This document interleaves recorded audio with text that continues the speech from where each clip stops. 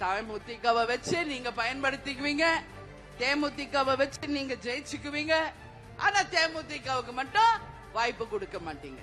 என்ன நியாயம் இது? இன்னைக்கு களத்துல தேமுதிக வெற்றி வீரர்களை தவிர களத்துல இன்னைக்கு யாராவது உங்க கட்சியில உழைக்கிறாங்களா? அந்த தலைவர் நமக்கு சொல்லி கொடுத்தது போல அந்த கூட்டணி தர்மத்தை மதித்து கள வீரர்களாக, இளைஞர்களாக, மக்களுக்காக தலைமை எடுக்கும் முடிவுக்கு கட்டுப்பட்டு எதையும் எதிர்பாராமல், எந்த ஆசாபாசங்களுக்கும் அடிபணியாமல், அந்த நேர்மையோடு உண்மையோடு உழைக்கின்ற ஒரே கள வீரர்கள் தேசிய முற்போக்கு திராவிட கழகத்தை சேர்ந்த எங்களுடைய வீரர்கள். இது யாராவது மறுக்க முடியுமா? மறுக்க முடியுமா? சொல்லுங்க. காசு கொடுத்தாதான் உங்க ஆளுங்கெல்லாம் களத்துக்கு வருவாங்க. காசு இல்ல.